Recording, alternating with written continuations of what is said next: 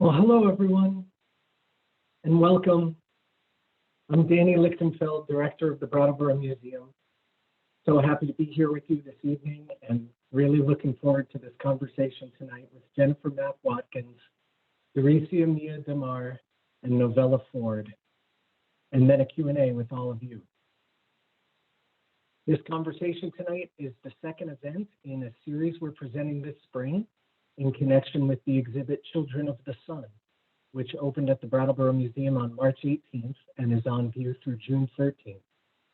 The exhibit features artwork by Jennifer Mack-Watkins and a poem by Fahmi Shakur, and it was curated by David Rios Ferreira. It's Jennifer's first solo museum show, and it's a total knockout. All of us here at the museum feel very grateful and privileged to have this opportunity to share Jennifer's work with our community and with the wider world. In just a moment, I'm going to ask Jennifer and Daricia and Novella to join me on screen. The plan is that they're going to talk for about 45 minutes or so, and then we'll open it up to your questions and comments.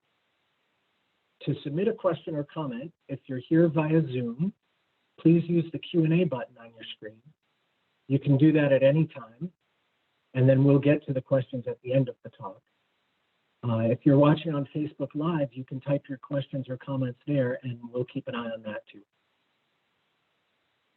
Okay, with that housekeeping taken care of, I'd like to ask Jennifer, Daricia, and Novella to turn on their cameras and microphones now.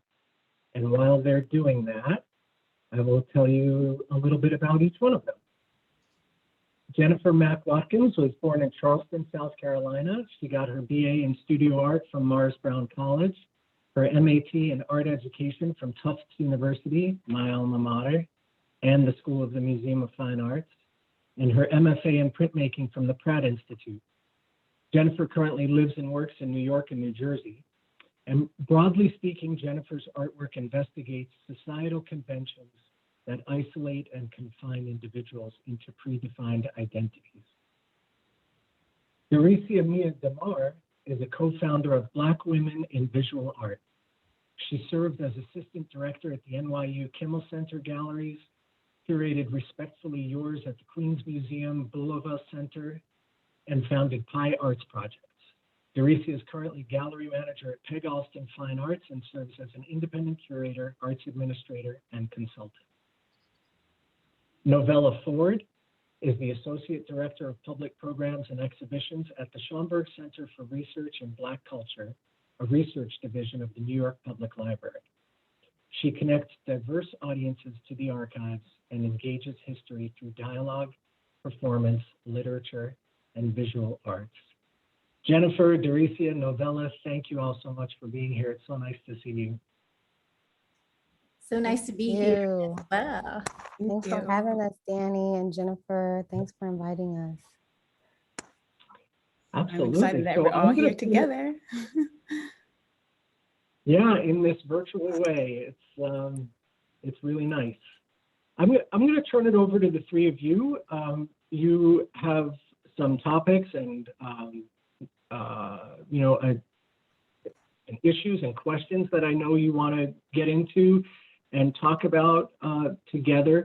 And I also know that you have some images for me to share at a certain point. So I'll just stick around here. I'll turn my camera off right now, and you just let me know when you'd like me to come back on and be sharing images. Thank you. Thanks, Danny. Well, it's so good to see you ladies in this virtual space. Hey, Novella. Hey, Hi. Jennifer. Hi, Daricia. Hey, Novella. I wish we were here in person, but we're going to make use of this virtual space to share our story. So I'm excited. Yeah, same here. I know I could partially speak for Daricia, along with myself, that we are grateful to have this time to do, as the title says, hold space, but hold space for your first solo museum exhibition. I don't think I really understood that. So let's go ahead and clap it up, snap it up, all the things, okay? Congratulations. I don't think I realized that. So congratulations, Jen. Thank you. Thank you so much, Novella. Absolutely. Absolutely. Well, so I love the term holding space. I feel like right now you're starting to hear it a lot more, particularly when people talk about self-care and really just kind of care in this moment. And Adam Brady, who is a yogi, has described holding space as a conscious act of being present, open, allowing, and protective of what another needs in each moment. So Jen, when you invited Daricia and I to join you in conversation, I felt that this was a chance for us to do exactly that, to hold space for you in this moment, because we've been in a pandemic. I often have wondered, who is holding space for the artist who's also a parent, who also has another job, who's also a spouse and so many other things. And holding space for them the way that you have done in this gorgeous exhibition, Children of the Sun, where you are holding space for things that I hold dear, like history, Black imagination, and narratives that may be underrepresented locally, like that of Daisy Turner, who I'll call Daisy Turner's Rebellion, that we'll talk about later, but also narratives, unrepresented narratives from beyond. So I think we should start at the beginning, at the very, very beginning, when we were all very young. I love that you've used the doll as a figure that is represented throughout Children of the Sun. And the doll can be a toy, it has been an heirloom, it's the site of joy, but it's also been this contentious place, right? Where we learned a lot around race and other kinds of sites, like I said, Daisy Turner's Rebellion. So I'm curious for each of you, can you think of when you first encountered a doll as a young person, and what you think, what that meant to your child self, but also what you think it might have told you about the world? And Danny, I'm going to ask you to bring up the first image, and we're going to start with you, Jen. Oh, wow. So everybody's going to see my 3-year-old self running crazily down the beach. So I chose this photograph. Am I frozen? You could go ahead and talk about it. We'll wait for Danny. We'll let Danny bring it up when he gets there. Okay. Oh, I have it. I'm sharing it. Are you not seeing it? I can see it. Yes. Yeah. Okay. So I guess I could start. So I talked to my mom. I said, Mom, give me a picture of, like, what you think would capture me as a child. And so she shared this picture with me. And I recall looks like it's a picture when we used to go to Myrtle Beach. I'm from Charleston, South Carolina. So we would spend a lot of summers, or just anytime we wanted to just go, we would just go, to the beach. And I think as far as childhood, it wasn't just like traveling and going to the beach, but I remember just the feeling of being free and just going to the beach and like being able just to run around and just feel like there's no limit. Like you can run wherever you wanted to run to. You could, and it felt like it was a safe space as long as you knew how to swim. But you can run anywhere and just feel free. And I feel like that's kind of how I felt when I, had my dolls. I'd have my dolls and I would feel like I'd be able to be free to like allow myself to become someone else. Like maybe I was a teacher. Did a lot of teacher and doll, scenarios in my room.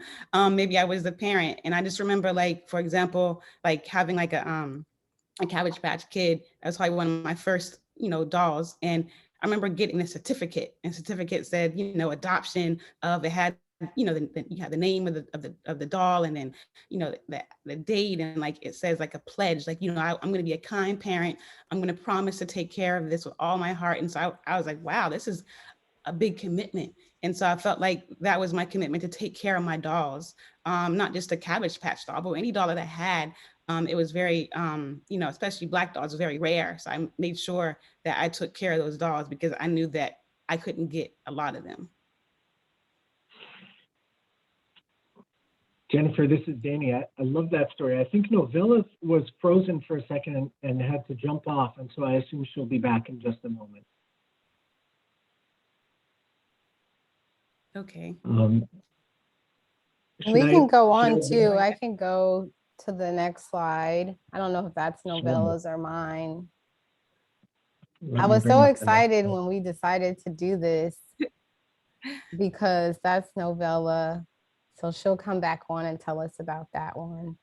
But it really is cause to reflect. I think, how frequently do we have a moment to take a look back at childhood? Like we get so consumed with being an adult and being a parent or having the jobs that we have and doing the work adulting. But this was really exciting because I was able to do like you did, Jennifer. I called my mom. I said, Mommy, I can you find this one particular picture? And she's like, I don't know if I can find that one, but I'll see what I can come up with. And so she sent this.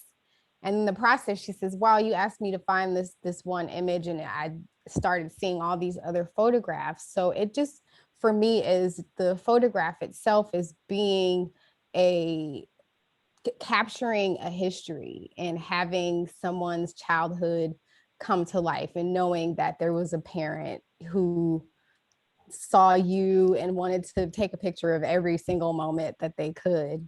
And so this particular image, I'm sure, was from Griffith Park. I'm from LA, and there's this giant park in Los Angeles, Griffith Park. And so I know my parents would take us horseback riding. So this image, to me, there's just a joy of doing something exciting as a child, like riding a horse and being strapped in, and it's a sunny day, and then you have, you know, a parent that's there to capture that.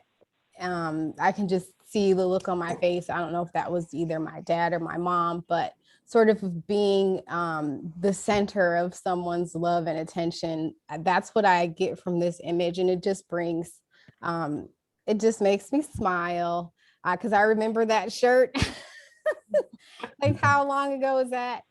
But I also, based on your question, welcome back, Nova, the dolls, I mean, we spoke about this. I also had a Cabbage Patch, and I was a bit older, but I love this little, his name was Sherman, and he was one of the little preemie babies. And I carried him around, and he smelled like baby powder, and he was dark chocolate, and I just loved him to pieces. And also Barbies, there's that sense of imagination that comes with like playing with your dolls and playing with your Barbie. And you can be wherever you want. You can do whatever you want. You can grab some household object. I remember my sister and brother and I, there was like some candy, some like reindeer or something that for the holiday was like a wooden reindeer, and it had candy or something in it. And we just like, this is the doll's house. Just being able to create something from anything. So though that's sort of the memories that I have, just joy, the feeling of being loved, experimentation, and imagination. So I guess we can go back to Novella's. Sorry, of course, my laptop just decided to overheat, and I couldn't tell if I was stopped or if you all were stopped. Well, you're back. Yeah, you're back. You know, you got it covered. You'll be back. But the photo that I have there is me and my grandparents, my paternal grandparents' bed, each one on each side of me, my grandma and my granddad. And I am holding a doll. And I grew up with lots of dolls. I caught the tail end of what you all were saying, but yes, had the Cabbage Patch Kids, had the dolls that could skate, had dolls that were the same height as me at 3 years old, you know. But I was like an avid Barbie player, if you will, whole houses. I had a friend of mine who I would go over to her house, and we would set up very large neighborhoods of Barbie and Barbie friends and so forth. But what I remember about Barbie is that I always had Black dolls. I grew up, I'm originally from Washington, D.C. And from there, I moved to Long Island.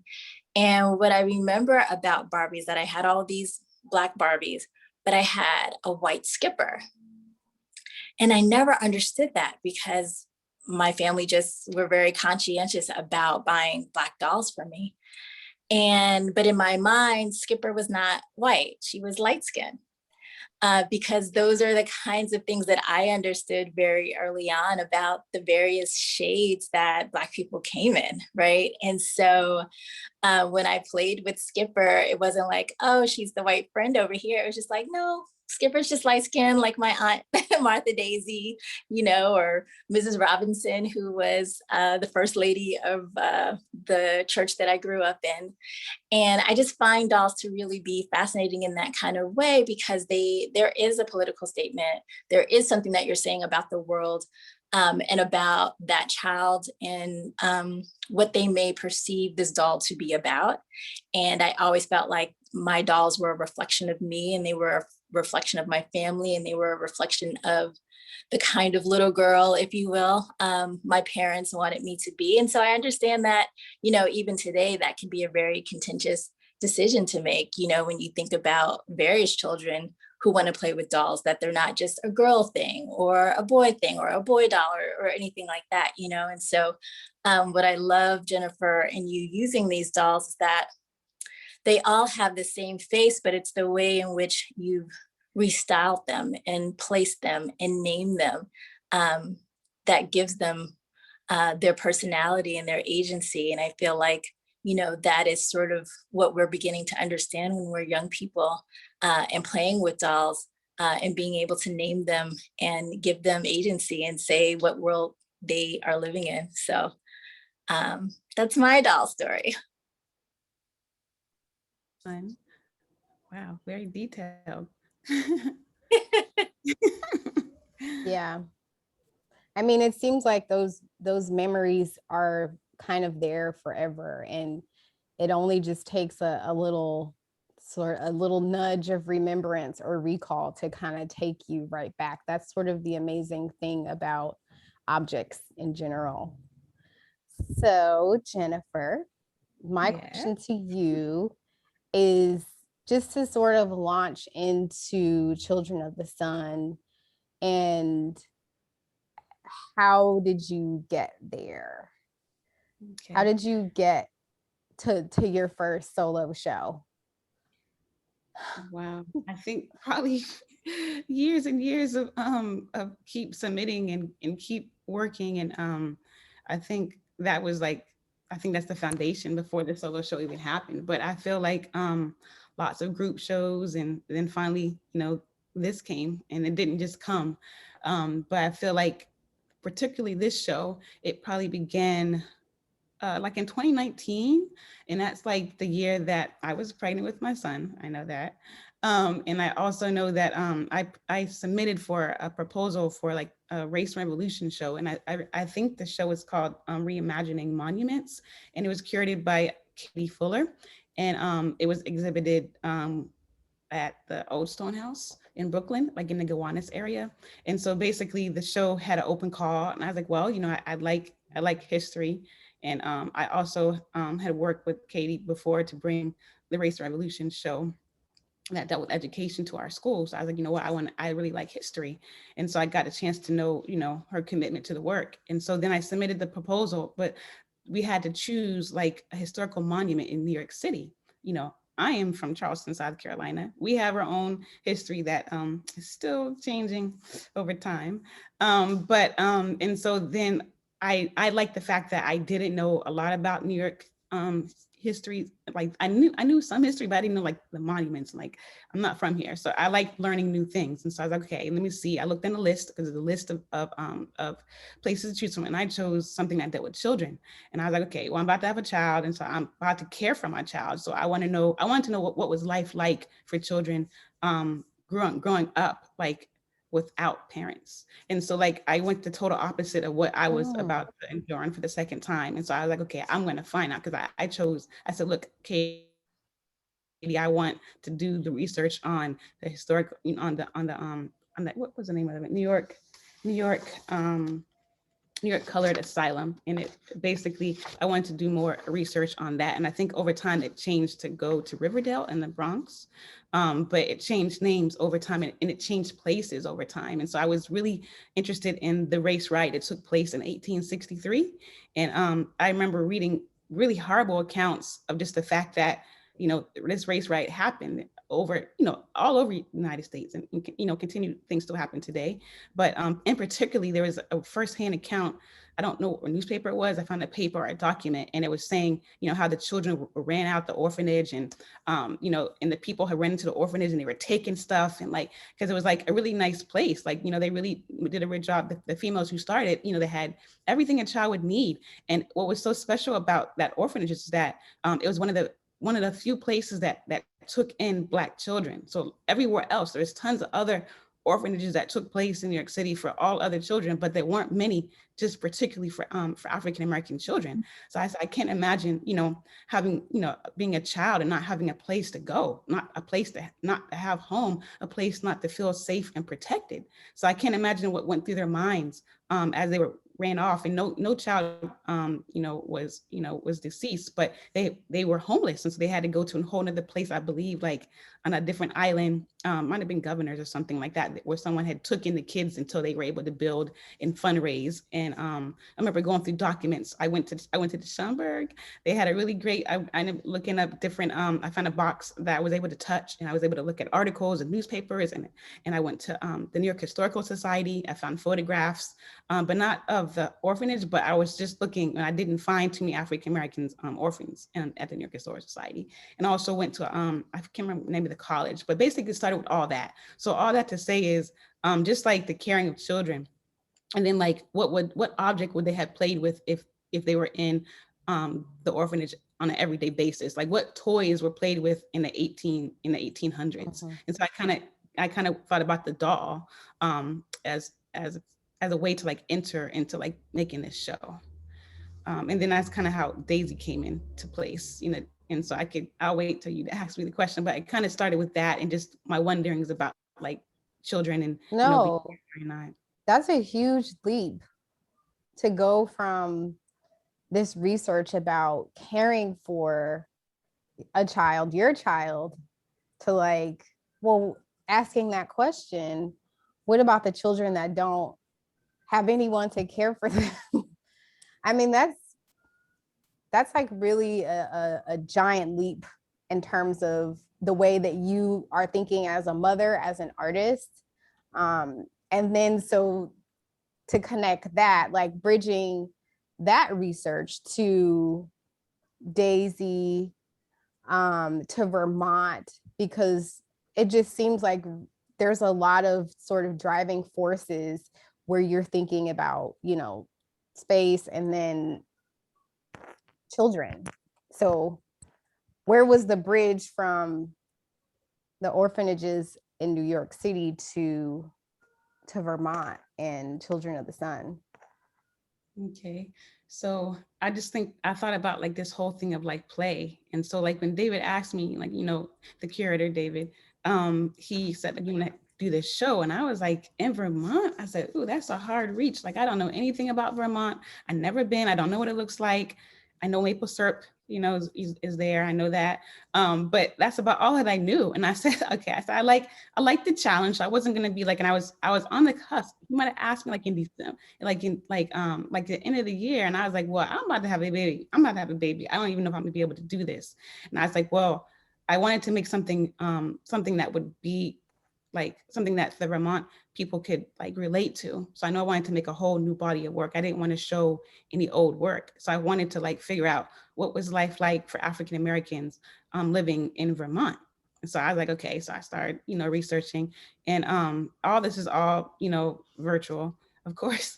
And so then I found like the African American Trail that was like in Vermont. So a couple names came up, and I said, okay, I wanted to be a female. So I was like, okay, let me see if I can find a female. I was like, oh, this picture looks pretty snazzy. So basically, I think the photograph that I used for the intro to the show, when you enter to the space of the exhibition, I think I might have found that photograph first. And then from there, I said, okay, well, where did this photograph come from? Who owns this? And so I started looking more, and then I came across the Vermont Folk Life Center. So then I was like, okay, well, who's the director? Who can I talk to get this information? Like, I need to know more about this lady. And so then I reached out to Andy Klobos. He's the director now, but back when Daisy was being interviewed for her story, Jane C. Beck was the director. And that's the lady who I can thank greatly, because she wrote the book about Daisy. If it wasn't for that book, and her work and dedication, years and years upon recording audio and also making the book, I wouldn't have got like a lot of detail. And the Folk Life Center had all that information. So Andy was like, okay, here, you know, bam. So I got photographs, I got audio, I got video. He sent me children's book. Like there have been past illustrators who have made books about Daisy's life. I got a DVD, I got a CD, like all this stuff he just willingly gave. I was like, wow, Vermont people are very, very nice. And so I was like, I was like, wow, this is like, he was really excited that I was even interested in it. So he just willingly gave everything that he had about her. And so basically I took the information, I started going through, you know, reading the books, listening to audio, and then I said, I want something with play. And then I just went through a couple of the audios, there's a ton of audio. And then I fell upon the Dolly Poem. And the Dolly Poem basically was like a story that Daisy had told to Jane, and she recorded it and went into the book.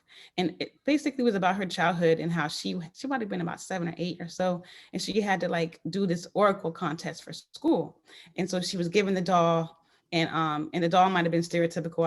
I even started looking up like the history of dolls, like how have dolls changed over time. So I ended up buying like some off of Amazon, like black doll, you know, like collecting books. And so from there I said the doll probably looked like this, like a, you know, some type of, you know, apron or something like that, showing that she was supposed to be somewhere where that's not quite true. We don't have to always be helping her in the kitchen, but I'm sure it's really stereotypical. So she went against the teacher, because the teacher wanted her to do a poem about Africa, and I guess the poem that she was given, she felt like it didn't represent who she was and her culture, and so she decided to make up a poem on the spot, and she just said it on the spot, and from there she was able to win the Oracle contest, and then she won.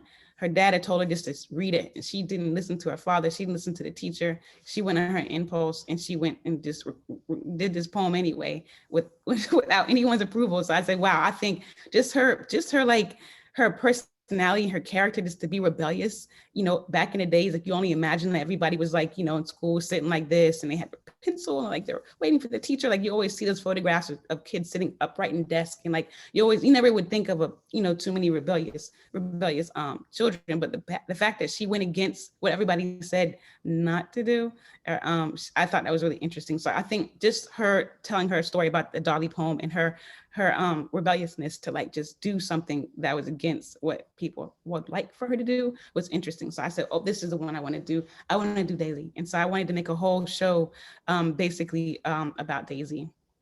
So that's what I did. And that's why I call it the site of Daisy Turner's rebellion, because like, let's not forget, Daisy Turner was born in the late 1800s, right? Mm-hmm. So to have this kind of spirit at that time, right, where having that kind of spirit could literally mean, you know, the death of you or your family, right?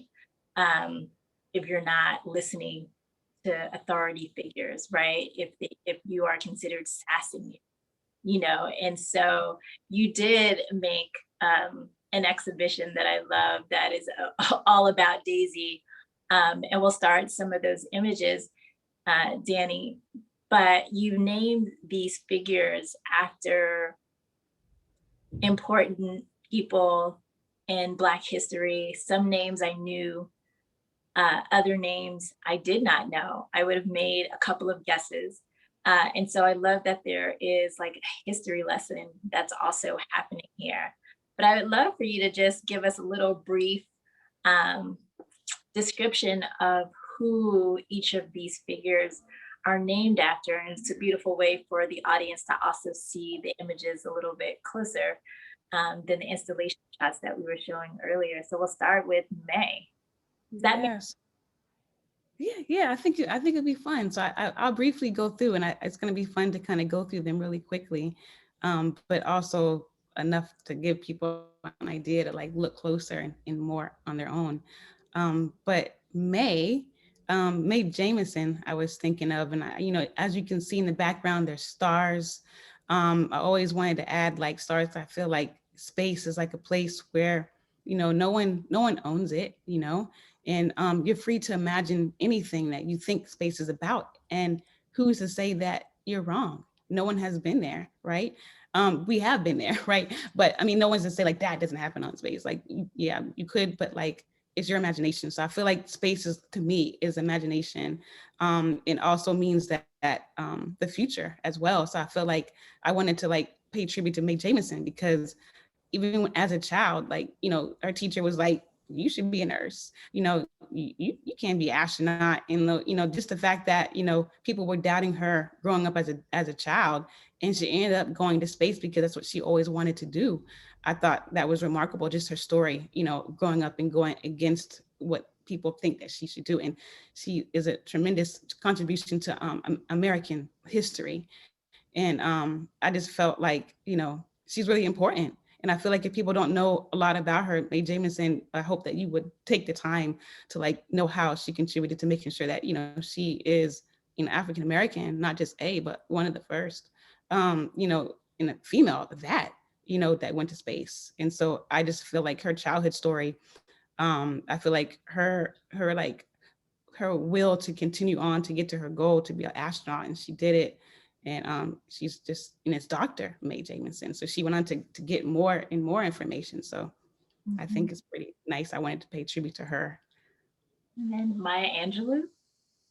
Yeah, so Maya, I mean, like I feel like, and not just like May, but I think all together, like the names, I wanted to choose names that people would like, well, who is, I put Maya here. I didn't mean to put, I wanted to make like a quiz, but the whole name is there. But anyway, I feel like all together, especially Maya, like I feel like through her work, you know, as a writer, as a poet, you know, she was a dancer. Like there isn't anything that she didn't do. And just her story in itself, you know, and like how she had trouble, you know, like I think like she couldn't, you know, she had a hard time, like, you know, learning and speaking, you know. So I think that's really important, that people know the history of her own childhood. The childhoods always start off like something traumatic, or something made them continue on to get to their goal, to become that great writer, that great poet. And so basically Maya was in charge of making sure she instilled in an African American community, like, okay, we're going through these things, but still, you know, I rise. You know, that's a really popular poem. Everybody knows that. And I feel like her job as a poet was to continue to help motivate us to move on, even though the struggle still continues. But it was really important that she embedded that into us as a culture. So I thought I wanted to name after Maya. And I'll just say about Maya Angelou, if you have not read, I think it's called Letters to My Daughter. It is a great way of learning about her history. Because Maya Angelou, Dr. Angelou, has lived, okay?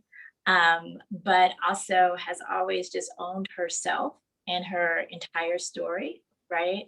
And I think that there's a way in which we can look at these figures and we place them on very high pedestals, where they are not allowed to do anything wrong, you know, or something that may be untoward in society and culture. And she owned her entire story. And if you don't know that about her, you may know sort of the more matronly, you know, older Dr. Angelo, but she is a fierce, fierce sister out here in this world whose history should never be forgotten.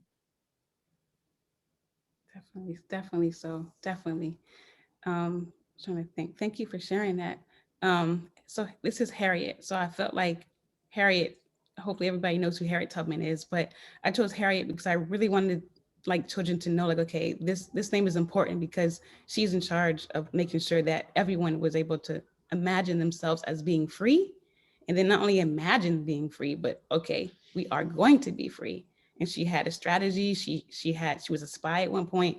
And so I felt like she used her knowledge, not just to get herself to freedom, but to also to continue to get thousands and thousands of slaves to become free. And so I felt like she had to, like, you know, they had to trust her.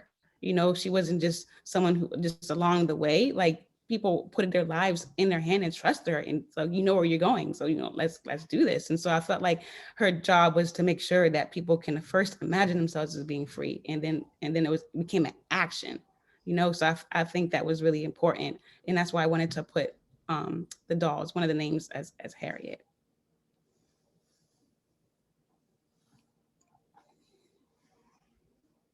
Oh, Elizabeth Catlett. So she was my favorite artist in the whole world that continues to inspire me. I got a chance to meet her one time when I was in grad school at Pratt. Um, and so she was like, okay, here's the book, sign it. Like, she wasn't really talking, but she was just, I didn't care. I was just happy to be in her presence. But I chose Elizabeth Catlett because like her work, she was able to like tell stories, but stories that are like just not of African American communities, because at one point she was exiled and she had to live in Mexico, and then she was able to tell the stories of the struggle and the oppressed, and she was able to translate that into work. And she would be able to take her prints, her sculptures, awesome sculptor, awesome printmaker, awesome draftsman. Her work is beyond, I can't even explain it, but I feel like what I remember about just like her work, and I continue to be like, and like inspired today, is that just like the gradients, the values, and when he did with the lithos, with the silk screens, the vibrant colors, fusing together textures, and just taking all these different drawing techniques and just continue to layer them to tell a narrative or a story, or what she wanted to embed in people, to let them know this is what's happening. Like people can't read, this is, here's a child reading a book, this print can help other people to like, maybe help somebody else, or let people know that these things are happening in our world in which we live. And so I feel like just her life, she was able to take her art, and I think at one point I even found out that she had to like smuggle her art from Mexico to the United States. Like she had to like roll it up and like kind of like secretly, because the government was like, thinking she was trying to bring down the United States through her art. And she was working with Diego Rivera, Ditala Grafica. And so like she had a lot of like just like a lot of ways to be able to understand like this work has to be shown. And so I feel like her work definitely inspires me. So that's why I chose to call this doll. I can keep going on and on about Elizabeth Catlett, but this doll is called Elizabeth because of that reason. She's one of your chief influences as an artist? Definitely. So I remember when I was at Pratt, we had to like study. I took like a history of printmaking class, and we had to like go look at works of art. And I went to MoMA. And so I did a comparison between Kathy Kovitz and Elizabeth Catlett. And that was the first time I was able to like take the white gloves and like, be able to touch the prints in my hand. I was like, whoa, this is amazing. And so I feel like, yes, she is my chief inspiration behind my work all the time, every day, all day. Wonderful. Oh, go ahead, Novella. No, for it. It's fascinating too, because if you consider the time period when you were researching these dolls, Jennifer, and how you said I've researched dolls, these were the type of dolls that children would have been playing with at this time, like 1890, 1900, right? And then you apply the names of these luminaries and women and men who, can you imagine what a Black child in circa 1900 would never, there were just so many limitations to what their potential could be. So it's like this juxtaposition and layering of like sort of like space time of, I'm taking this long ago sort of toy relic, because I mean there are still dolls that look like that today, but it's like a whole different story now. I don't even know if kids play with dolls anymore. But I mean, like you have, for example, they do, but they're in these sort of virtual spaces. Like I have, I see my nieces and young people, like children, who they're on a mobile device or a computer, and it's like, this sort of virtual doll. But it's just fascinating to think of applying Mae Jemison or an Elizabeth Catlett to a doll from that time, where any child that was actually playing with that doll, it would be, you could come back in time and tell them, hey, this doll is named after a Black astronaut. And they, I mean, of course, we weren't going to space back then, but still, it would have, just sort of this this sensibility of the trajectory of time and being able to sort of apply these ideas to a moment when there was so much that was out of reach. Mhm. And I would say, Definitely so. And I feel like that, go ahead. Go, Novella. no, I was just gonna say, a fun activity would be bringing your doll to the museum or gallery somewhere. I had a friend, I can assure you, Daricia, that kids are still playing with dolls. Awesome. I, a friend of mine brought her daughter to see an exhibition at the Schomburg Center, and she was carrying around her pilot Barbie. I assume it was Barbie.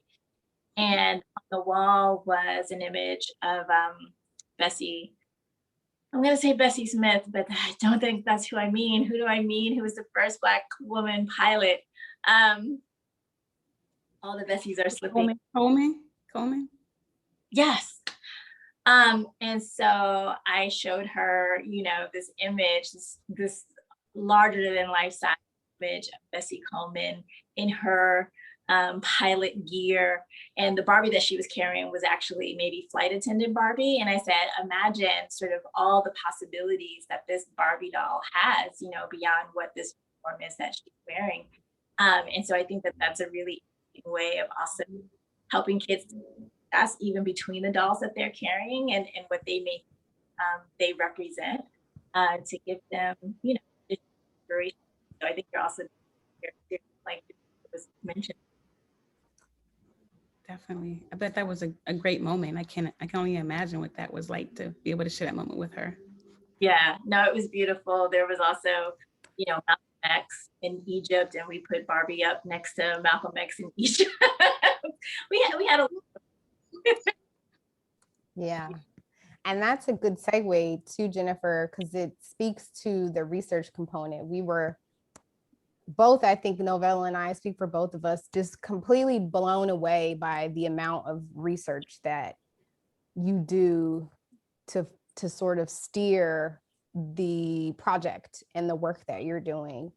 We were just, well, I'm curious, I'm sure everyone here is curious about how does research sort of play a role in this particular series, as well as just the work that you do in general? Do you find that it just seems like everything that I've known that you've done sort of falls into that realm? Like, there are definitely artists out here who are just like, there was a song and I was inspired by it, so I made this. And that's sort of like where it begins and ends. But it seems like you're taking a really deep dive and building on top of history and culture.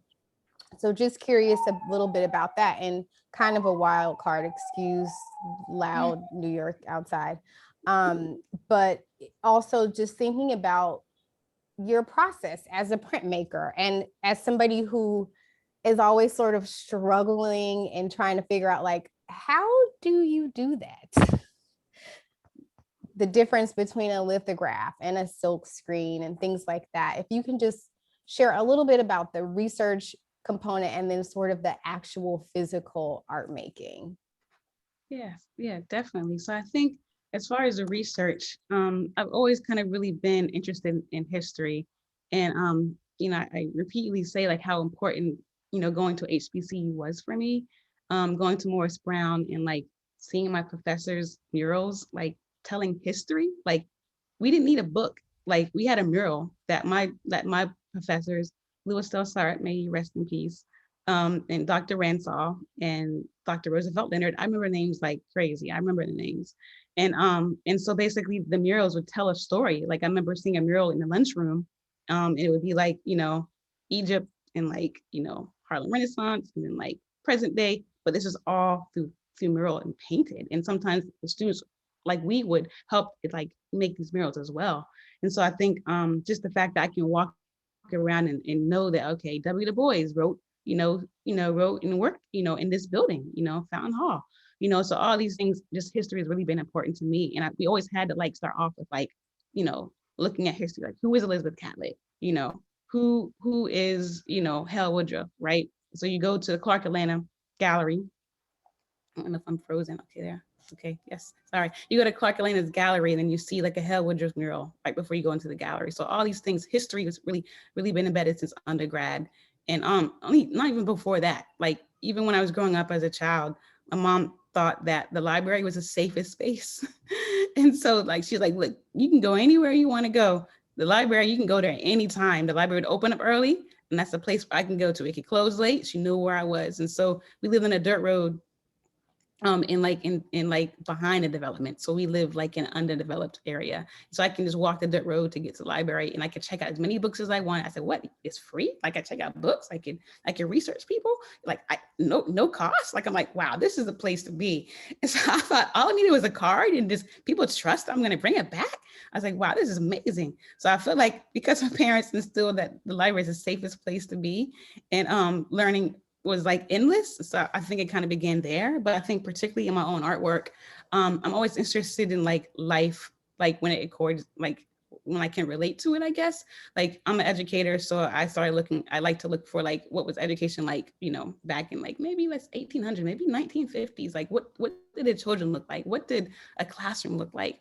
I'm a mother, so I'm like, okay, well, let me see what, you know, mothers, you know, were, you know, dealing with during this time, you know, are like, okay, so kitchen, you know, so I got married in 2013. So I was like, okay, what does the kitchen look like in the 1950s? And so all these questions are always asked, like, okay, what was life like? And then I also look at like advertisements, like, okay, so how were these products sold? And so then I think, all right, okay, there isn't any African Americans that you see in a Life magazine ad.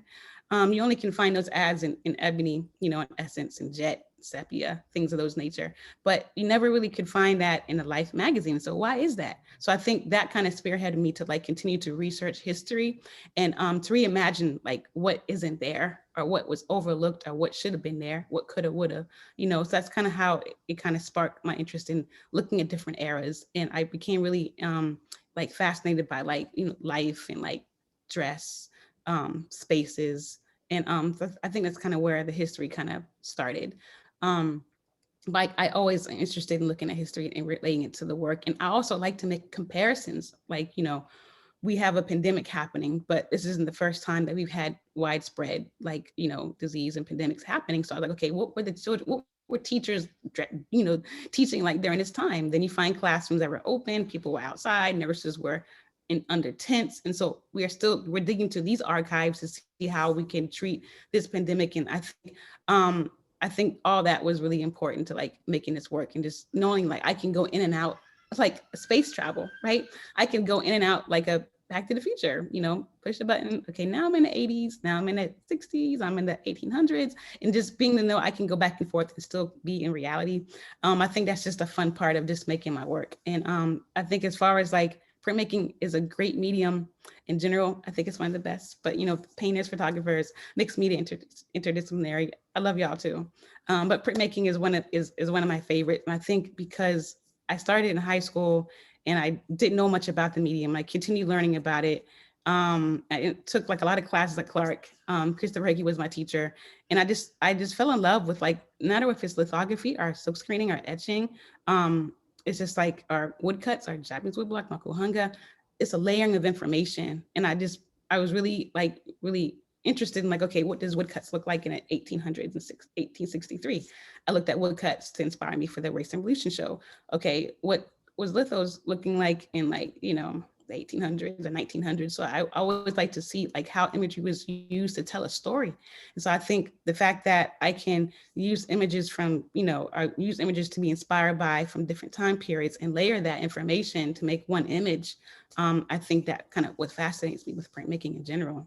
Whether it be color, lithography, or silkscreen, it still works in layers. So no matter what medium, what technique I choose to use, I like the fact that I can, like a space travel, I can go in and out of using different types of printmaking techniques. I don't have to just be a silk screener. I can do anything I want, right? And I can combine it, right? I can separate them and have them as two different techniques, and I can combine them together as well. So I just like the fact that they work interdisciplinary, you know, they change into each other and they can transform. And so that's why I like printmaking as far as my work and using history.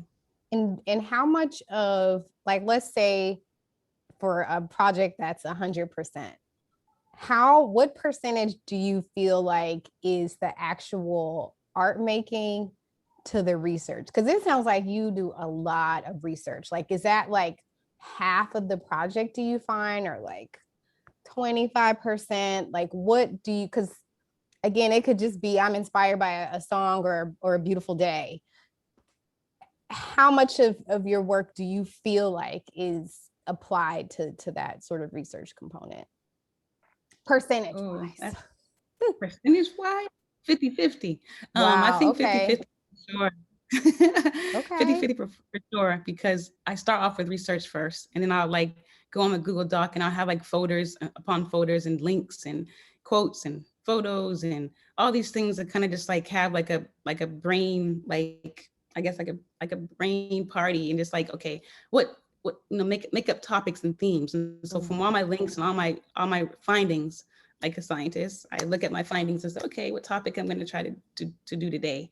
So then I said, okay, let's do education. Okay, let's do kitchen. Let's look up kitchens. Let's look up a lot of kitchens. It becomes really addictive to a point where I can, I'll sleep for a couple of hours and wake up, wait, I got to find some more kitchens. And so like, once you find like one from one area, you continue to look at other areas, or you continue to look at kitchens. You can categorize it, but all this is in my mind and it's organized. And so therefore it just becomes addictive. So I feel like it could be a never ending story. And to answer your question, that's why it's 50-50, because I could still be working and then I could still want to look for more. So I feel like if I find one, it's like, when people play bingo, or like when they get a favorite candy, like you just get one, that good peppermint, the red and white one, and then you want another one. So that's kind of how it is for me when I research. You have a very deep well of curiosity. I went down rabbit holes. I have nothing on you, Jennifer. But it makes me think, I mean, as true of, I'm sure, any artist or many artists, sort of this deep well of curiosity. But something that we do talk a lot about at the Schomburg Center, or historians who come through, they talk about how Black history, I heard a scholar say this, and I just don't remember who, but said something like, Black history is corrective. And there's a way in which you are filling in the gaps, right? By telling these stories via your medium. Now, certainly, this does not have to be the purview of any Black artist, right? Whatever art you want to create that comes out of your imagination or out of your soul is worthy of being out in the world. It so happens that you, Jennifer, really sort of have an interest in history and stories. And I love the way that your family and your children inspire that. But I wanted to ask you, Daricia, as a curator, as someone who works with artists, who have a different kind of way of being curious or operating inside of their medium, how do you help an artist sort of get past the basic point, right? So that their work starts to open up and say more than maybe what is there, because you understand the potential that exists there, but they may not have access yet all of the tools or research or imaginary that would bring them to sort of a full vision of what they have to make in the world. Conversation, investigation, exploration. I'm also like Jennifer, and I know you're the same way, Novella, in that just we're all very inquisitive. And when working with artists, there's always some idea or some feeling or emotion that can be connected to something else. And for me, it's always, especially if I'm curating an exhibit, there's always a collaborative component to that, where I'll have some questions or I will have an idea. There was an exhibit a couple years ago where it was this question about, the future. And we're talking about imagination and things like that. And I knew the artist that I wanted to work with, and it's just a matter of, hey, this is the idea that I have. What are you doing? Or what are you thinking about that can somehow percolate together. And it's just becomes this sort of rabbit hole of, well, hey, there was this Star Trek episode, or, there was this historical account of a slave, or, there's just so many different directions, because I would argue that artists are not so much unlike Jennifer. It's really this sort of curiosity or this need or desire to tap into something that's unseen, or that just requires some additional attention, or again, like a song or a beautiful day. It's really a lot of questions, a lot of inquiry. And for me, also having a interest and a curiosity that pushes me to want to speak to artists in general. I think that art, in a lot of ways, for lay people, it's like, oh, something that's really beautiful or alluring or easy on the eyes. But for the most part, there's really a lot of depth that goes into what artists think about and what they're doing. They're quite frequently armchair philosophers or historians or linguists or designers. And it just becomes quite frequently just conversations, explorations, questions, answers, inquiries. Yeah. Very much like what Jennifer does, or obsessions, Yeah. So Well, I want to that before we go to Q&A and before we have a chance to look at one last image that we would love to get insight on from Jen. I can't let this conversation go without asking you about your own personal archive, Jennifer, your own legacy. As we've talked about Black history being corrective, and we talk about the gaps in the archive, right? I can't help to think about, how are you archiving this moment? How are you archiving this particular exhibition, your first solo exhibition that was inspired by wanting your kids to experience some sort of joy via the images that you created? So if you could talk a little bit about that, because I'll just make a quick reference to Augusta Savage, and there are other artists whose archives are very minimum, right? Because of lots of things, not having the same kind of financial security as their male counterparts or their white counterparts at the time. And oftentimes you have a very hard time finding certain histories because they weren't recorded, or the artist or the figure may have destroyed their archives.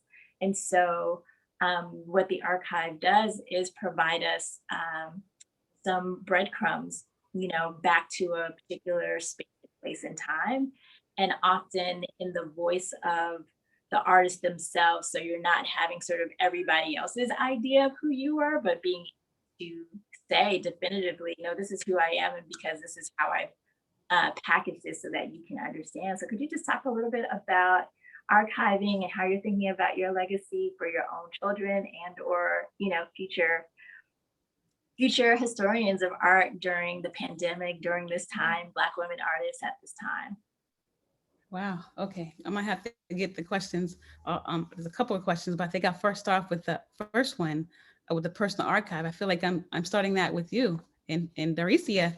I feel like just our conversation being recorded and knowing that this can be accessed, after this is over. Like, it's live now, but like it's going to be recorded. So, this will be archived, and we can access it anytime. So I feel like just having like the opportunity to like see what was created during the pandemic time and what we talked about and how we're able to like, be aware of what's happening in the world, be aware and knowing that there is a problem, with the treatment of Black bodies, and being able to like take this opportunity and this time to think about what brings us joy. Like, we can have a whole conversation, about, how things should change and needs to change. But we also need to take time to like have time for joy as well. And not just be stuck just in joy, but you think about historically, like how we have all our ancestors, everyone who's come before us, the elders, who have been in this land way before we were here. They all went through trials and tribulations, and they were able to get through it, and they still had joys. There's still accounts, there's still archives that still exist that tell their story, like, hey, this happened, but this was a good thing to happen, to me and my family during this time. And so basically, I really want to work on my person, continue even after, things get somewhat back to normal, whenever that's going to be. I want to still make sure I continue to do conversations with people who I respect, people who I hold dear. And I feel like just us being in this space, we're holding space for one another, for what we need at this time. And so I feel like I want to continue to do, recordings of audio. Like, what would it have been like for, to find tons and tons of audio, by May, before she went to space? What would have been like to have audio, like tons and tons, just audio, of Gideon and how he felt when he landed on the moon. Like, we can read quotes, and it got so addictive. Daricia, I know I'm kind of going off the path, but like, I even looked up, okay, what other scientists can I look up? So I said George Washington Carver. Everybody, I almost named, I didn't have enough boys in my mind to make, I made a real boy, but I would have named one of the dogs George. But basically, I was like, well, I started looking up, like a couple of years ago, I discovered his voice. And I remember it was an NPR archive that had George Washington Carver singing, like in a really high pitched voice. So I always wondered, like, okay, what would have, how much audio would have, if someone would just took the time to record the voice, of like tons of audio of like Harriet, like tons of it, like, is really obsessive. But I feel like personal history, I think it starts with like just conversations, whether it be in person or virtual, and recording them. I've done more podcasts than ever. And so now that I have this podcast for anyone to access, my children, my students, my friends, my family, and it can be accessed after this recording is over. So I think just for me is like being aware of like the time that we're in, and being able to capture that time, capture that emotion, capture that mood, capture that feeling, and do that through art and conversation. I think that's the best way I can answer, of making it my personal archive, and just the fact that it can be accessed after this recording is over. I think that's a really, really important thing. And you have a beautiful catalog that was created for the show as well, right? Yeah, I co-designed obsessively. I co-designed that book too. And so I found a really great designer, Zach, out of Texas. And so basically I taught myself how to do issue. And so basically, it wasn't issue. I did InDesign. So I just kind of did like a quick sketch, like I want this, and this here. And so we worked together virtually to make the catalog, and the catalog is for sale in the gift shop. And so that's another way how I'm making a personal archive, by thinking of all aspects. Okay, audio, podcast, video, catalog. So if anybody has any ideas how else I can add to the archive of me personally, just put it in the chat, and I'll try to work on that in the next couple of years.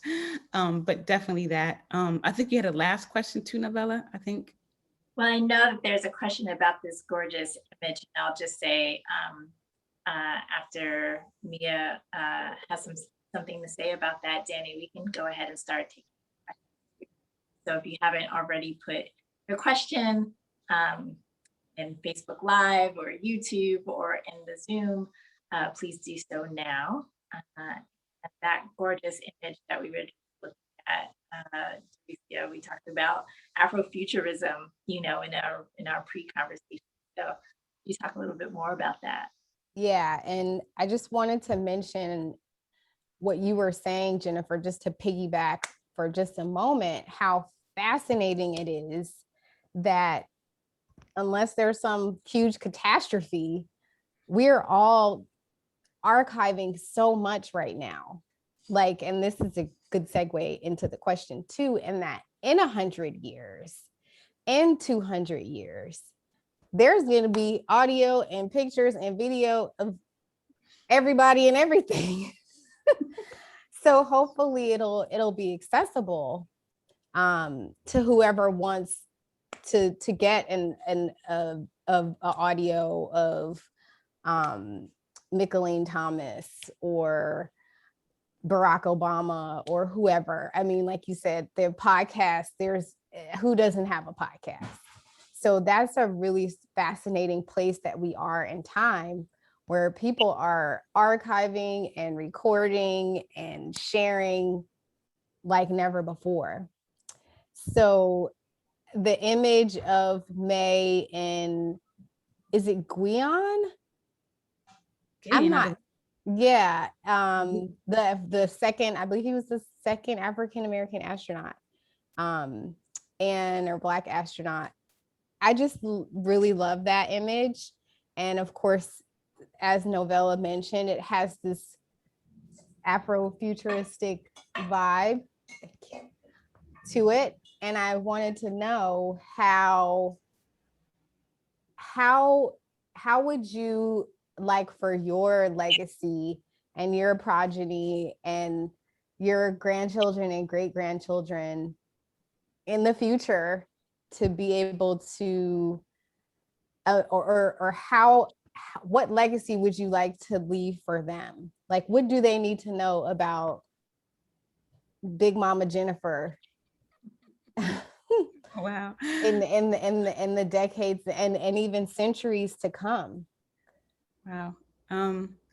I think I placed May and Gideon on the moon, and I wanted the sun in the sky, because I would like for them to know, like, you can be curious. There's nothing wrong with asking questions. There's nothing wrong with not knowing, and some things are going to be undiscovered. Some things are going to be something that it might take a while. Maybe you never even know what the answer is going to be, but then that's what opens up the possibility for imagination, or to make things that don't exist in reality.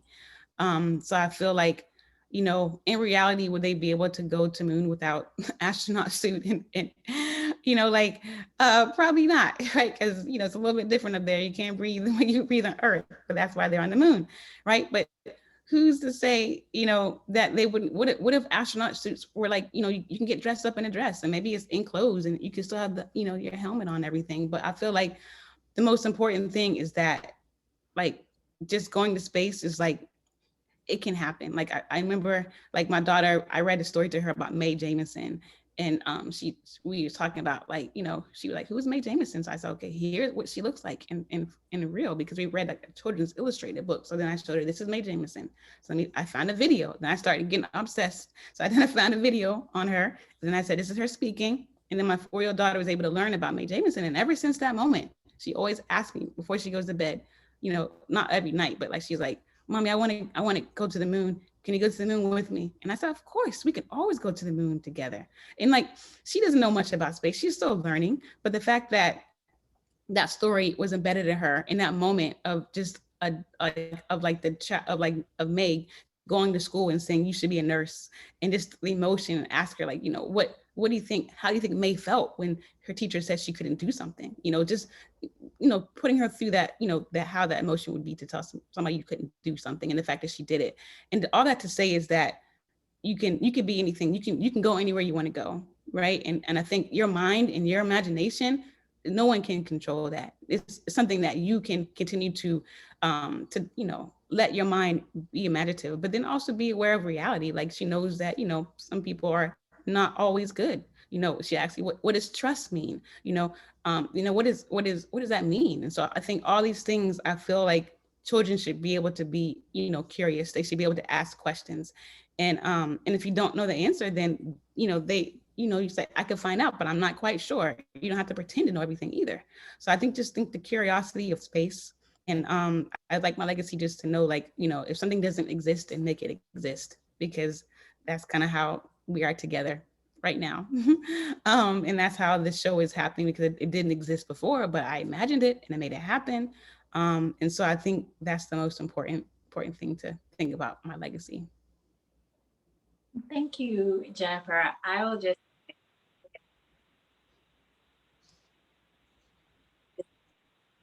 we belong where we find what will give we'll see else also to them this of hope. Having trouble hearing Novella. Can you hear her, Jennifer? Broken. Novella, we're having some audio issues. Okay, so I'm just Wait. gonna. Sounds better now. Should that maybe be my cue to return? Okay. You can come. Novella, do you want to try one more time saying what you were just saying? I think maybe you just got a little far away from the microphone and it wasn't picking you up.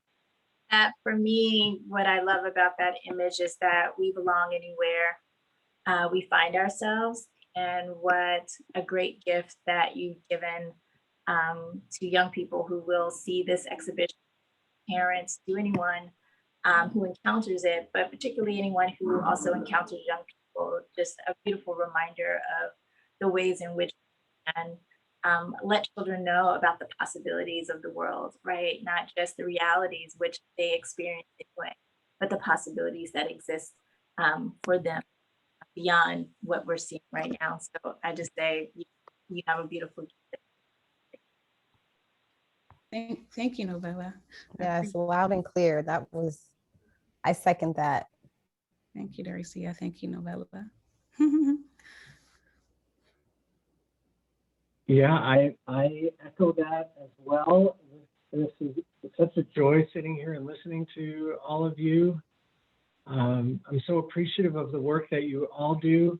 And Jennifer, getting to hear, I mean, you know, I've had the privilege of being involved in the development of this exhibit and knowing a little bit, you know, about behind the scenes, but I've learned so much tonight about you and about the process and the thinking behind the work. And I find it all so inspirational. As I think as Novella mentioned earlier, your curiosity is just astonishing. And it's curiosity coupled with imagination and also productivity. And so it's, you know, how lucky are the rest of us to live in the same world as you with, you know, bringing all of that. So thank you so much. Thank you, David. There are a few questions and comments that have come in, and I want to invite everyone in the audience at this time, if you have questions or comments you'd like to share, please type them into the Q&A box. I just want to mention a couple of things real quickly before I start reading the questions. Jane Beck, who is the founding director of the Vermont Folk Life Center and the author of the book about Daisy Turner, is here in the audience this evening. And so big shout out again to Jane for her indispensable role in this project. And also in our audience this evening is a wonderful woman with an amazing name. Her name is Star Latronica, and she is the director of our library in Brattleboro, our public library in Brattleboro. And I could just imagine seeing Star beaming when you were talking about your library, Jennifer, and how you had this realization about, well, like all of this is free and I can spend all my time here, and that your family felt like this was the safest place to be. I know that made Star really happy. And, you know, let's hear it for library. You know, amazing. That was an amazing PSA. Yeah, exactly. I hope everybody So gets their library card and their books. That's why I have addiction with buying all these books. I have no place to put them, but I have books in storage, and libraries are very important. For sure. So I'd like to just dig into the questions and comments that have come in this evening, and ask you all, you know, to respond as you'd like. Debbie wrote into the chat, do we know that there's a National Black Doll Museum in Massachusetts? And I then went online and shared the, you know, I Googled that, and indeed there is in Mansfield, Massachusetts. It's called the National Black Doll Museum of, I think, of History and Culture, NBDMHC, and it looks amazing. And I, for one, had no idea that it existed, and definitely plan to check that out. Were any of you familiar with this institution? National Black Doll Museum? I didn't know about that. Did you know about it? I've heard about it before, but I've never been. Wow. I think it's a Thank you, Debbie, for that. Claire wrote in a comment here, thank you so much for the vibrant, connected, enlivening conversation. I loved all of your questions to Jennifer and can't think of any better. My intention is to go to the exhibit soon and will appreciate it 100% more because of this conversation and connection with the images and the stories behind the images. What a wonderful program. Thank you, Dan. So nice. Thank you, Dan.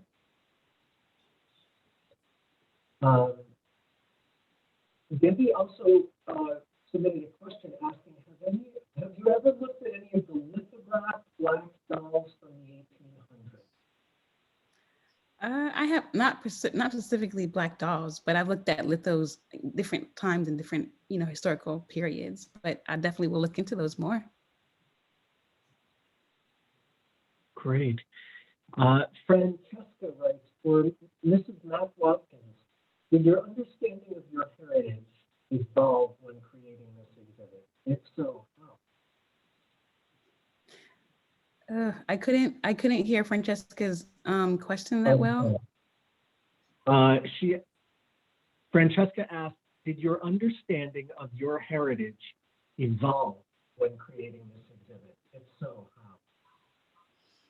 how? I would probably say way before, only because I remember going to many places and in Charleston and looking at places downtown or going to plantations and trying to imagine what life would have been like, having access to seeing that, okay, this house was built, by someone that, that was in the Charleston community, like the gates, this was made by hand, and just knowing that a lot of things are made by hand, a lot of things are grown by hand, and just knowing that my community helped to build the history of Charleston. And I feel like that was only happening because I was able to get out and be able to see it, and these things are not being taught in the history books in school. So the only way to be able to get history was to go to the Geechee Gullah, celebration festival, or to go to a, an oyster crack, and you eat the oysters and the crabs and everything's on the table,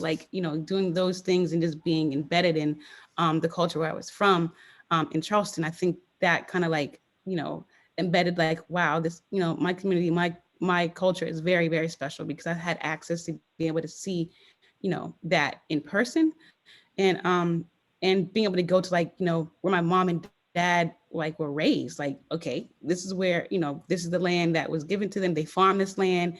Your grandmother lived here. They went to school here, went to church here. So I mean, history was an open book of just basically going from place to place, and you would drive far, 20, 45 minutes. I used to hate getting in the car and oh, we have to go to grandma's house. It's so far. You go through sticks. The sticks would be the trees. And it's so dark. There's no lights. And you have to be very careful driving. But when you got there, you got history once you got there. And you got stories told from whoever was there, sitting on the swinging porch, with the swinging chair. You got stories. And so stories, things that are passed down, being in a place, I think that's history, So yeah, so I think probably way before. And I think, like I said before, HBCUs going to school and just always wanting to know about my culture, just reading, going to the library. Okay, who's Arthur Ashe? Okay, let me read about him. Let me see, my mom's a hairdresser. Okay, who was making money doing hair back in the early days? Okay, Madam C.J. Walker, let me read about her biography. I always was into reading biographies because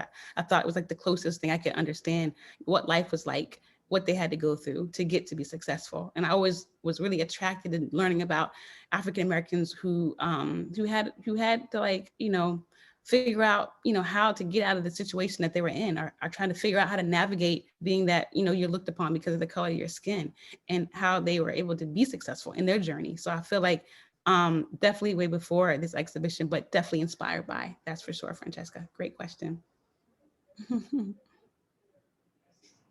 Thank you for that, Jennifer. Jane Beck wrote a comment here saying, Daisy would be so pleased that her story of the doll would have served as a platform for this discussion of memory, history, and significant Black personality. Thank you so much. Wow, thank you, Jane, for that awesome comment. Thank you for your work that you've done. Wasn't for you, then I wouldn't have known a lot about her. So thank you. And I highly recommend listening to the oral history or the recording of Miss Turner reciting that poem from memory at her age. You could just feel her spirit, and you could tell what kind of young person she was. That continued on. I hear, those who know in Vermont know, for better or for worse. But it's so worth it to just listen to her tell her story, and to also listen to her recite that poem by memory at her age. It's just really fantastic. Great. I have a question for all of you, and it's a big question, and so, but we're getting toward the end of the event, so I don't want you to feel like you have to give a really big answer, but it's something that keeps cropping up for me in this experience of sharing Jennifer's work and learning more about Jennifer's work. If each of you could wave a magic wand and have it be that we learn history in a way that's different and better than how we generally do today, like what? I just find myself thinking, the more this experience of engaging with Jennifer's work has really, reinforced for me the notion that like our learning of history, our standard learning of history is so miserably deficient. It's just so inadequate, but I'm kind of like at a total loss. There's so many histories and so much to learn. And so, I've been thinking, and I don't have any answers about like, how would we even do it right? I wonder if you have any thoughts that you want to share about that, or maybe you just want to tell me, let's have that be the topic for another whole conversation. I love that question. I love that question so much, Danny, because it's like, I want to be Neo in the chair. And I want to be able to have the experience fast and wake up. And I'm like, I know exactly what that was like, because there's also, when you think about these simulations, and I know it's like, I'm going in like a total sci-fi direction, but for me, that seems like, hey, we only have so many years in a lifetime. I needed to go like right here and or let's do the simulation. Let's we know we're gonna just like reconstruct what the planet looked like in like 1614 in South America. We're just gonna reconstruct that. And I mean, that's not historical, but just in a sense of really just being able to, all of the books that we have, all of the podcasts, all of the, just, it's in a program right here. 5 minutes. I'll say that for me, like I was never like a history buff. I mean, I've always been very much interested in Black history, but that really is more from a cultural phenomenon than anything. But being at the Schomburg Center, I have become so much more interested in history. And I think it's through objects and this idea that I am touching a thing. For instance, Anne Petrie, Harlem Renaissance writer, I am touching the exact same letters that she was touching, right? And what's the story here? There's something about being able to access something that feels so, generations ago, not part of my world in the current sense, that has made history that much more interesting.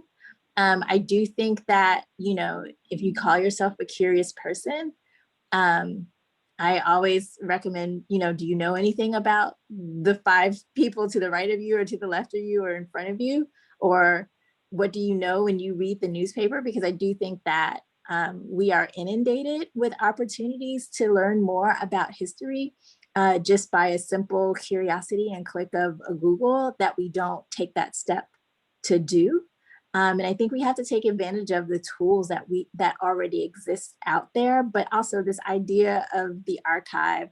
We use this sort of in this very kind of research dynamic. Schomburg Center is a public archive, so you can access it. But really, what does that mean to, in your own home with a photograph, be able to tell a story? Whether or not it's asking your grandparents far more questions that I wish I would have asked my grandparents. Like, I wish I was as curious about history the way that I am now when I had them, because, listen, I know that there are stories that just would bowl me over, that I will never get a chance to have that firsthand account.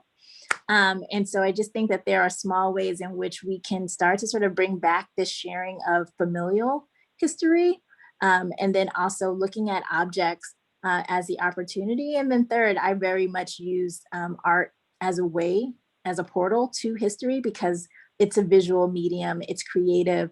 And so many artists use research in very small and big ways that offer us, an entry place to history. So that would be my answer. I love those suggestions. Thank you. Yeah, I could listen to that all day. I like learning about history archives. Speaking of Novella, but I think I want to be imaginative a little bit for a minute, if y'all let me. So I feel like when Danny mentioned like the magic wand, I think for me, the space of where history has taken place is really important for me, just to understand the feeling, the emotion, the action, what had happened, leading up to that moment. What was that feeling like, and what was that feeling like when they left that space, whether it be, something traumatic or something good. But I feel like I can say, if history can be improved for all people, no matter if they're adults or children, I think to be in an actual space of where something has happened, I think it's really important. I had a chance to my school, a group of teachers and administrator. We went to Montgomery, and I organized some of the art components. I had a show when we went that year.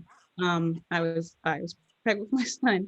2019 was a very long, but like I flew and with my coworkers, and we flew to Montgomery, and I knew an artist that lived with G's Ben, Mincy Petway, and I contacted her, so we got a chance to make quilts. I was horrible. Like, I was like, Mincy, there's no help with my square. It looks horrible. But she still took the opportunity to try to teach me, even though I'm not a quilter. But we got a chance to go to her house, which was in the outskirts of Montgomery, like far out, very remote. And then that was part of the trip. And then we got a chance to go to Selma. That's for my art show. I had like 3 or 4 Mack-Watkins prints that was in Selma. And that was happening. And I said, wow, this is a perfect place. So we're already in Montgomery. So we drove from Montgomery to Selma. My show was there. After the show, we wanted to make sure we knew that we wanted to, we looked up historically, where do we have to go? What park? Kelly Ingram, right? So we went there. So we walked there and we saw sculptures that marked what happened with the dogs in the water and the children during that time. Then we walked up the street, go through the park, and 16th Baptist Church, where the bombing happened, where it killed 4 girls, and where also the place of where the Children's Crusade happened in 1963, when all the children from all over came and met in that church. They get amped up to make this march about how important, equality is. So all these places we're able to walk in and just feel the energy, feel the emotion, feel the drudgery of knowing that had happened there in that space. We got a chance to go to Martin Luther King's, one of his houses that he stayed at, because he taught at he preached at a Baptist church in Montgomery. So we went to his house. And I remember we walked on the porch because the museum was closed. And I remember we read a plaque and it said, this is where the bombing took place. And I remember taking a picture for my feet.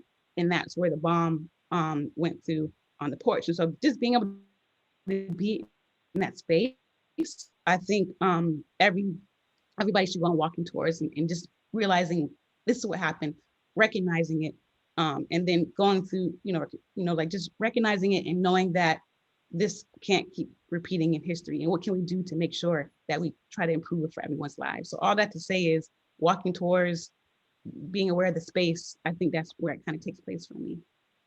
Thank you, Jennifer. I love these answers. It sounds like what we need to work toward is a combination of learning from objects and our space around us, and also a download of all the important information directly into our brains, because there's just not enough. And Danny, if I could just add one thing to that. Sure. The other Yeah, thing that please. I would say, it just also as a thought, is that we have to stop being precious about the information we think that we know and allow room for there to be other narratives to fill in what we think we already know, as being sort of the hard, fast, and only truth that exists. Because if we can open up that space, it allows these other kinds of ways of learning to enter. But if you think you know what it is, you kind of don't leave yourself open to other possibilities. Yeah, and also the multiple ways that you can learn something. And it doesn't have to be always from a book or a program, or, like you said, a conversation, an art project. It's like infinite ways to gain knowledge, but history is so specific. But yeah. Thank you all. I'm so grateful for those responses and for your thoughts about this. And I just feel my mind expanding and my world expanding. I hope other people feel the same way. So I'm going to read the final comment that was submitted here. It's from Mimi, and she says, "Thank you all. This was fantastic. Can't wait to see the show live." I second that, and I thank you, Mimi. I think we should wrap it up there. Jennifer, Daricia, Novella, I can't thank you enough. So grateful for this conversation tonight. Thank you. Thank you. Thanks, everyone. Thanks, everyone, for joining. Thank you, Jennifer. Yeah, thanks, Novella. Absolutely. Thank you all for being here and for your comments and questions. And before I actually do just sign us off, I just want to let everyone know a few things. A recording of this conversation tonight will be available on the museum's website within the next day or two. That's brattleboromuseum.org. So you can find it there and then share it with people you think might be interested who didn't have a chance to attend tonight. And while you're there, you can also, if you're interested, you can also find recordings of many other events we've presented online over the past year, including another terrific conversation we had with Jennifer just a week ago. Those are on our website under events and then video art. And perhaps you'll be interested in joining us again next Tuesday night for a talk titled Black Representation in Children's Literature, also related and inspired by Jennifer's exhibit. And that's going to be a conversation with Rio Cortez, Daniel Minter, and Shabaka Steptoe, 3 award-winning children's book authors and illustrators. If you happen to be in the Brattleboro area, please come to the museum for an actual in-person, non-screen-based art experience. We're open Wednesday through Sunday, 10 to 4. Masks are required, and there's plenty of room for social distancing. But if you can't come in person, you can go to our website, brattleboromuseum.org, and see a virtual tour of Jennifer's exhibit. And the webpage for Jennifer's exhibit also includes a lot of other really interesting links to some other useful resources and the great press coverage that Jennifer's been getting. So please do check that out. I think that does it. I think those are all my commercials. Jennifer, Daricia, Novella, thank you once again. Thank you. Stay safe, everyone. Thank you all for being here. Take good care of yourselves and take care of each other. Hope to see you soon. Thanks, Take Danny. care. Thank you. Okay. Later. Good night. Good night. Good night. Enjoyed it.